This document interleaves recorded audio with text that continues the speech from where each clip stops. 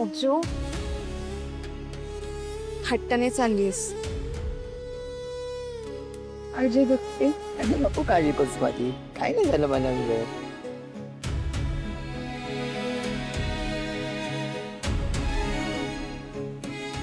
चला निघूया का? अरे मी तर कधीचीच तयार आहे. चला चला चला. तुझं काय ग? मी येतो. ओके, निघा. काही लागलं तर मला कळ. जा काट. बाय. ठीक आहेस ना? फोन कर. सांभाळून जा. चला. चला समर स्वानंदी हो, चला. चला. आई मी काय म्हणते, तुम्ही व्हा पुढे, आम्ही येतो स्वानंदीला घेऊन. तुम्ही व्यवस्थित बसा ना आरामात. ठीक आहे, ठीक आहे, चला. ये ग लवकर.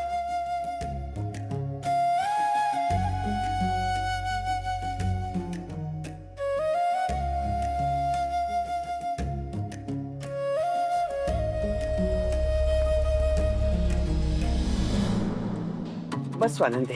का? ती का? ती नकोय मला माझ्या गाडीत. अंशू, मॉम, ओरडू नकोस. जिच्यामुळे माझी आजी पडली ती मला माझ्या गाडीत नकोय. आणि तुला तिचा पुरका येत असेल ना तर तू पण थांब तिच्यासोबत इथेच. अरे इट्स ओके, मी रिक्षाने येईन. Swanandi, I am very sorry. तुला माहिती आहे ना त्याचा स्वभाव कसा आहे. नो प्रॉब्लेम, मी येईन रिक्षाने.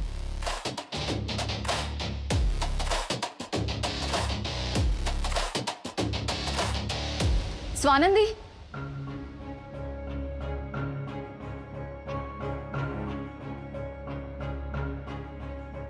तुम्ही कधी आलायत? मी मगाशीच आलो. आजीला भेटायचं होतं पण अंशुमनने भेटू दिलं नाही. नाही म्हणजे खरं तर आम्हाला काही वाटलं नाही त्याचं. भेटू दिलं असतं तर आश्चर्य वाटलं असतं. बरं, आजी बऱ्या आहेत ना आता? म्हणजे त्यांची तब्येत बरी आहे ना? बरं आहे आजी. पण काय झालं काय त्यांना नक्की? पायरीवरून पाय घसरला त्यांचा. पडल्या? अशा कशा पडल्या? पाणी वगैरे होतं का तिथे? नाही, मग कशा पडल्या? त्यांच्या त्याच आपोआपच घसरून पडल्या? असं म्हणाल्या त्या. खरं सांगू का, मला नाही माहिती नक्की, पण असंच झालं असणार. त्या खरंच पडल्या का कोणी पाडलं त्यांना? नाही, मल्लिका काकूची खोड आपल्याला माहिती आहे ना. उद्या जर का असं कळलं की त्यांनी आजींना पाडलं तर मला आश्चर्य वाटणार नाही. माझा आता कोणावर विश्वास राहिलेलाच नाहीये. नाही, पण खरंच यावेळी खूपच मोठी चूक झाली माझ्याकडून. कसं काय हलगर्जीपणा केला मी, मला नाही माहिती. म्हणजे माझा फोन वाजत होता, मी नव्हते जाणार, पण आजी मला म्हणाल्या तू घे फोन, मी इथेच थांबते. आणि माझा वेडेपणा नडलाय माहितीये, मी त्यांना सोडून फोन घ्यायला गेले. मला सगळं माहित होतं.